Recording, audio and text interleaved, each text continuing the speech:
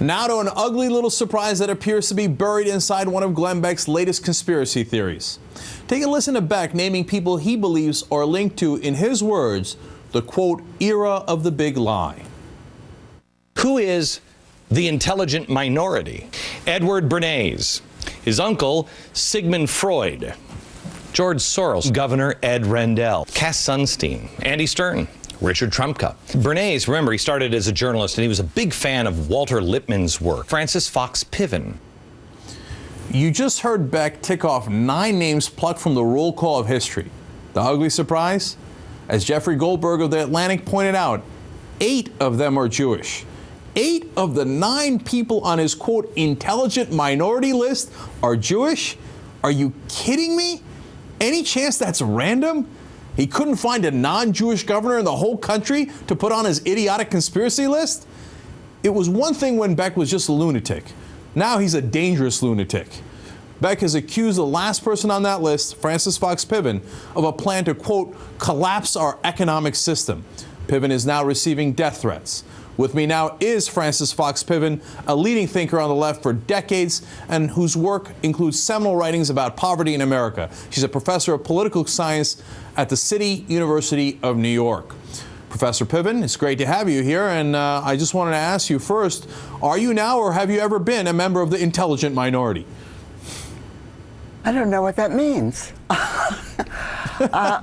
I mean, I thought the list of 9 was the 9 most dangerous people in the world or on the planet. I mean, that's also a crazy idea. But why is the intelligent minority equivalent to the 9 most dangerous people in the world? You know, the Glenn Beck phenomenon, when I first realized what was going on, what he was doing, he's featured me for on and off for about 2 years. I thought it was funny at the beginning, and gradually over time I've come to see it as something really important, really insidious, very scary that's going on in the political forums of the country. A lot of people are listening to Glenn Beck, and they're listening to these very strange, I think, paranoid stories about why things are changing in this country, why things are going wrong for them. And why? What is the answer?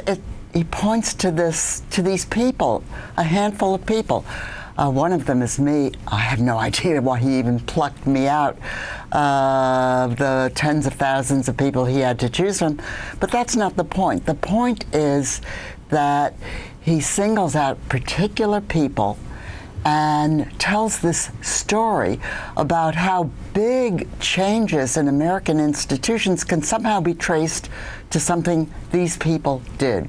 In my case, it's a little article that I wrote with my husband 45 years ago in The Nation magazine, proposing that poor people claim their lawful benefits from the welfare system.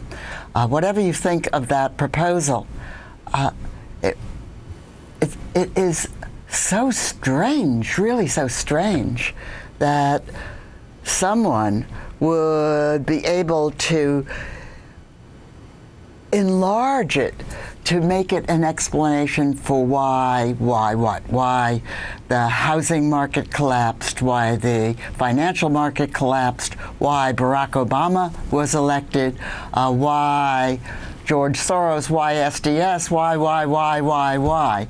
But, you know, we live in a very complicated society. It's hard to understand, and these stories get traction when they're repeated a lot. Professor Piven, we've seen this movie before, and he talks about Soros as an international financier who is, quote, a puppet master. Those are words we've heard before. They've led to dangerous things. And in your case, you're getting death threats, we hear. Can you tell us quickly about that?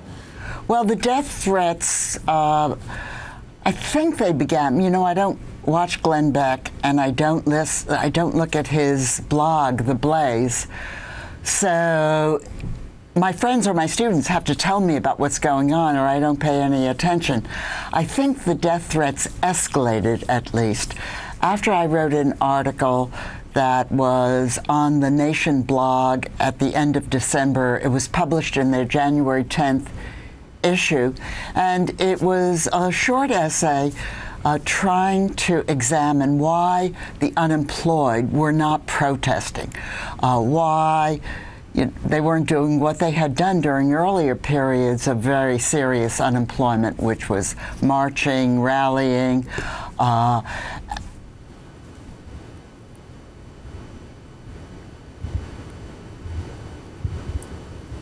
Right.